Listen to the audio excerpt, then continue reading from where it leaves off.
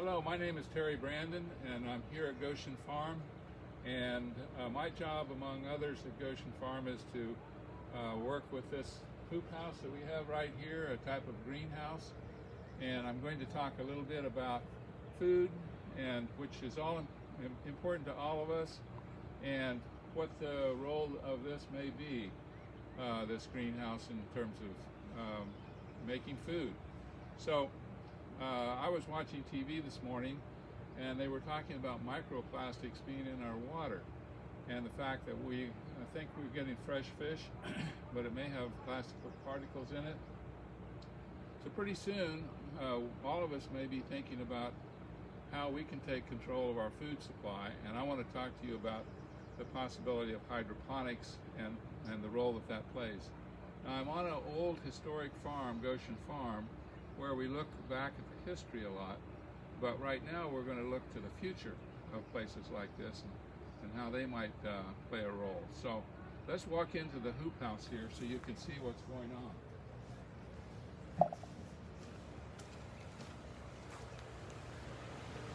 Now at my feet right here, this is all broccoli growing in the soil. This is kale growing in the soil. And up there along the sides, we have lettuce, and it's not growing in soil.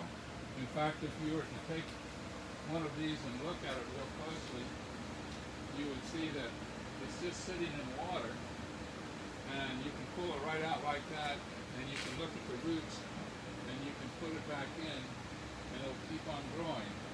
And if you were real close up, you could see that this stuff is pest-free. There's no insect bites on it. It looks nice and healthy. This is a couple different kinds of lettuce. Everything is set up and it's sitting down in water with nutrients in it. So this is literally food that you could take right now. It's never had any pesticides on it, and you could take it, cut it up, and eat it. Fresh lettuce and as healthy as you could ever get. Now these items that are in the soil here, same thing, no pesticides. But there could be a need, because of growing in the soil, for other things. A need for water. So we have a little bit of irrigation going on. But you could be growing your own food. Now, how did I do that? I use something that's called rock wool. This is a natural product that comes out of the earth. And it's where I would put a seed, and I would put it into, these are called net pots, and I would put this into this net pot, and let the seed grow out, and eventually when it got up and it was ready to be transferred into one of these setups, I would take it over and put it in, and it would be growing in water with nutrient in it, and it would never see soil. So I'm going to just try to connect the dots for you as to what this means for your food. This is a tray that you might use if you wanted to have a smaller rock wool. You could use it and you could fill it up. And if you were to look in this whole room here, which is 24 feet by 36 feet, you wonder, well, how much food could I grow? I did a little calculation, and I found out that I can plant 400 to 500 separate plants in this context right here, and we have a little small greenhouse back there adding that on. So that's a lot of plants, and the more interesting thing is you can do it year-round. You can see we're in a plastic covered building, and we don't have any actual heaters in here, but we can grow some kind of food here 12 months out of the year. We're in Maryland, so we're not in the tropics, but right now in this room, last night outside, it was about 50 degrees, and the temperature in here is 60, headed for 80 by the end of the day. So what do we grow? We grow tomatoes, cucumbers, peppers, lettuce, kale, broccoli, cabbage, Swiss chard, beets, and all those things are prospering here, and the food that is grown here is donated to food banks in the local area.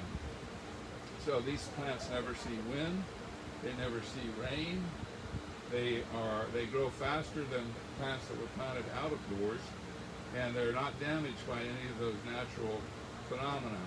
So there's no pesticides. They can control, we can control blight because we have these exhaust fans that pull the air through if we need it. Now there's modest startup costs and modest maintenance costs. So you say you couldn't do this at home, but you really could. These pots are pennies. This material is pennies. You can buy seeds. Maybe you don't have a place where you get a lot of sunlight. Maybe you'll have to buy an electric light fixture. But you could grow your own food. And it could be tomatoes. It could be cucumbers. It could be more substantial things. And that may be a way for you to avoid having these difficulties with plastic in the oceans or with pesticides and chemicals and so forth.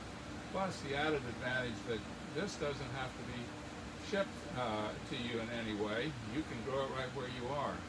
So if we were to step out here and look at how what the shape and size of this building is, even if you just had something that you put up against the back of your house or in your garage, that would be a very acceptable situation. So I don't know if you have any interest in doing this, but we would love for you to have you come and visit where we are right here and see how this is done. Now, if you were to look at what's behind over here, you would see that we have plenty of things going on in this farm and many other projects. So I'd just like to have you come over to the pollinator garden with me. And I want to introduce you to Larry Jennings, who was the designer of this operation here and can explain to you how important pollinators are. Did you know that a third of the food that you eat requires some kind of pollinator to make that process happen so you can receive food? So Larry's the guy who knows much more about that, so I'll leave you talking to him. Thanks, Terry. I'm Larry Jennings, and 3 years ago, just over, Roy, the groundskeeper, Roy Benner, and I worked on designing and developing this pollinator garden in Monarch Way Station. As a pollinator garden, and it's true of almost any habitat that supports a diverse community of insects, animals, that sort of thing, science is finding it's critical in every area that we use, that the key ingredient is density and diversity of the plants in that area.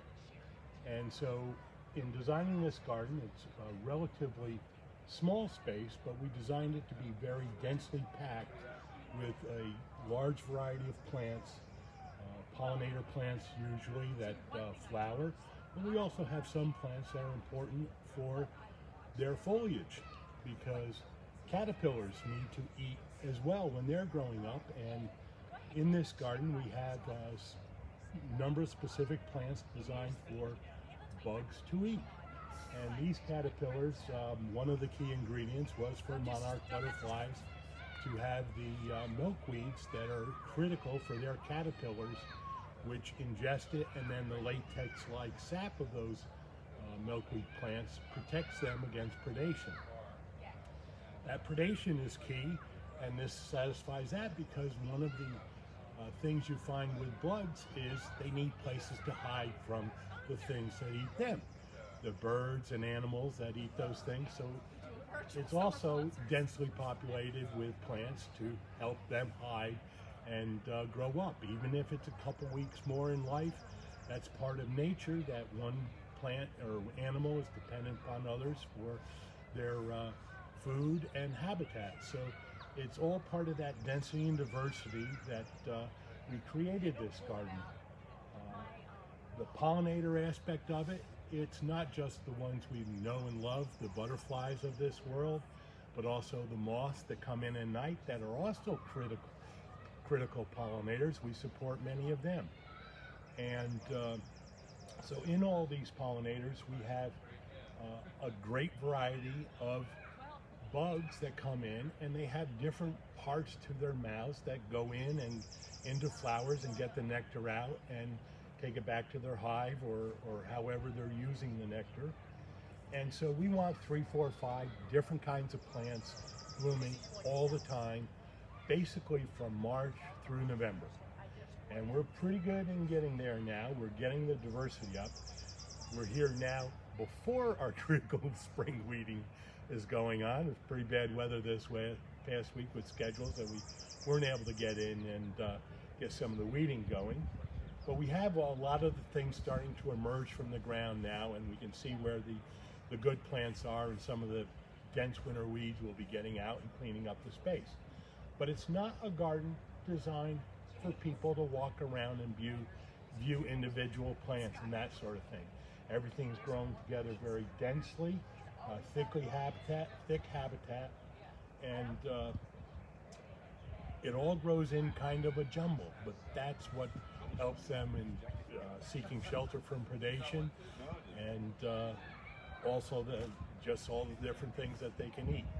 It will really get taken off when we get a lot of our larger plants along the outside edge. We have our Lonicera vines growing there now, but we have Joe Pye weeds of various types. We have a lot of different summer blooming plants that here. The phloxes and digitalis and fennel for the caterpillars, also as a host plant for the caterpillars to eat. A lot of the tiger swallowtails like the fennel leaves that are similar to dill. The fennel I like better just because it grows throughout the season rather than die back as dill will do after the flowers produce the seeds. So it's all this diverse habitat we have packed in here that really is the critical habitat for a lot of these species. It's not a huge footprint, but it's also designed that where the monarchs will lay their eggs. Because when we were planning this garden, we had a lot of work to get the ground prepared and create the terraces so that we didn't get runoff here, but it retained the water, rainfall that comes down on it. Otherwise, we'd have to be watering it every week. So we had this well designed, and when I started planning about the 15th of July, within days, I started with the milkweed plants, since they were taller plants were going around the outside and down the hill. So planted that area first, and I noticed as I was going on and planting that the monarch butterflies were coming in and landing on the milkweed plants. Well, I got a lot of the planting done in August, and I noticed that we were starting to get caterpillars in here from the monarch butterflies who were actually laying eggs as I was planting them. And as a noted expert on the monarchs told me, well, of course that's where they went, because you have new plants with very tender leaves, and that's ideal for the caterpillars. So any good monarch butterfly mother would be happy to lay the eggs on those plants.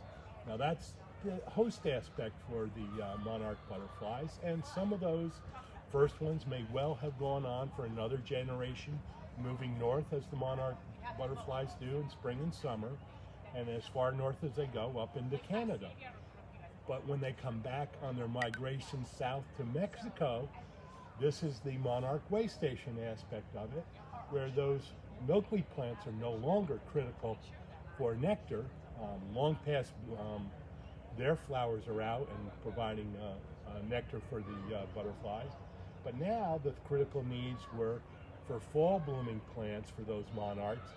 And so we have plenty of goldenrod and asters. And again, each of those in 5, 6, 7 varieties.